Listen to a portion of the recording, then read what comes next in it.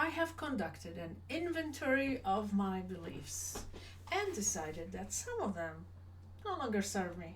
So I decided to get rid of the few that have overstayed their welcome in my life. Here are things I no longer believe. Original free. One, two, three. 1. Suffering. I no longer believe in the myth of noble suffering.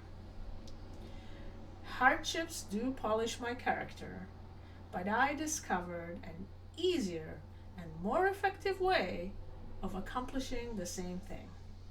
I have intentionally spent the last 3 years removing struggle from specific areas of my life. For example, creative writing, work, shopping, and even dance. Focusing on the joy of each aspect of the experience instead of the struggle. Looking back, I feel proud of the progress I have made, and I feel inspired to continue addressing other aspects of my life in the same way. Grief clears the mind. Pain grants some sacred passage into wisdom or goodness. But pain, she is a silent robber. She teaches little and takes so much, stealing joy in careful, calculated fractions.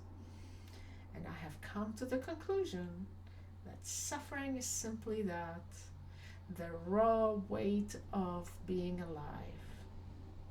It demands to be felt, but I do not mistake it for a virtue.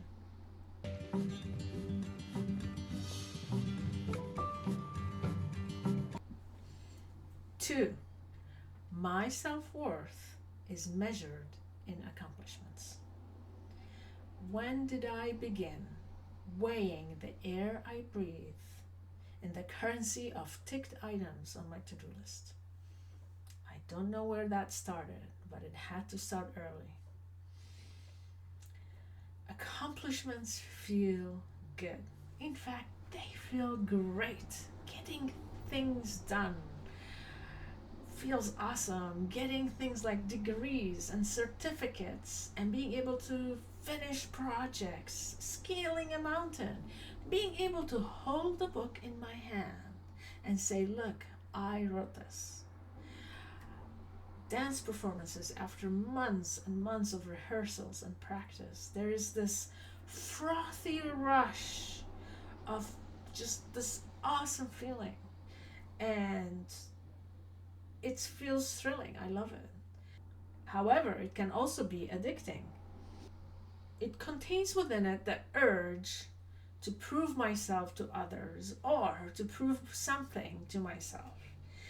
And now I see the folly of it. This transaction of self for some condition. I am here to be more than what I can tally. I no longer let my sense of value depend on what the world may applaud. But I rely for what I know to be true about myself. I allow what I know about myself in the quiet, private moments when I'm all by myself. Speaking of accomplishments that feel good, I invite you to join my mailing list. Go to ihave.com/free-ebook and you will receive a free hand-illustrated picture book for grown-ups, a gift from me to you. And while you're on my website, do check out one of my novels that I have written. For example, Take the Highway, a story about overcoming heartbreak. Right now. And all you fellas need to do is believe it. Number 3, I am the result of my circumstances. It was a comforting belief at first that I am simply what life has made me, a sum of cause and effect. But now I think I am more than the things I've been given or denied, more than the narrative that tries to tether me to my history.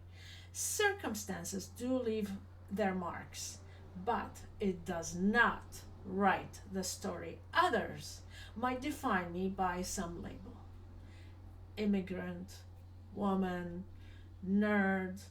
I am familiar with the narrative associated with those labels, and I'm familiar with the story people expect me to tell from that vantage point. But I am the author now. I am the canvas and the brush, both, reaching beyond what has shaped me to create what could be. My life, I see that clearly now. My life is mine, the work of my own hands, stitched together from my own choosing, limited only by the limits of my imagination.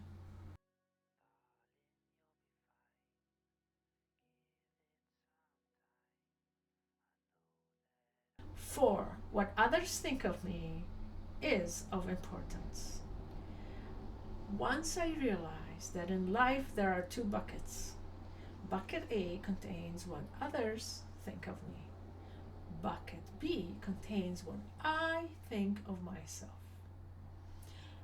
My job is to pay attention to what is in bucket B. And what's in bucket A is of no importance. It's in fact none of my business. I don't even need to look there.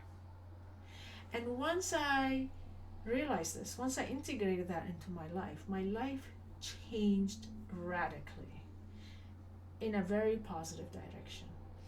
Not only is it a relief and joy and freedom to me, it is a relief to others dealing with me, because they do not feel the burden of me seeking their approval. The way people see us is frequently a reflection of their own desires, their own longing, their own limitations. The person I must please is the one who looks back at me in the mirror every morning. And my beliefs about myself is mine and mine alone. What somebody else thinks of me is of no business of mine. Compliments feel good, they are lovely, and they are welcome. Getting somebody's approval feels good, and it is very pleasant. However, I do not need them as a substitute for a personality. Side. Can you just tell me I fucked up and then go? Not gonna do that, bud. I lost is the game. I'm a piece of shit. Easy now. You had a bad day, big whoop. 5. There is a right answer for me to discover. How often I have searched for the right answer, for some hidden truth, some sacred wisdom that if only I read enough, worked hard enough, searched enough, I would just unlock this puzzle and the right way would become apparent for me. Life is much wilder than that. It's full of pathways. None of them are right or wrong, but simply possible. Some feel good, some feel bad, and some feel amazing. And each day I get to build a pathway by walking it and seeing what I discover along this path. No choice is final, and all answers are evolving. I've traded the need for a single truth for the joy of becoming.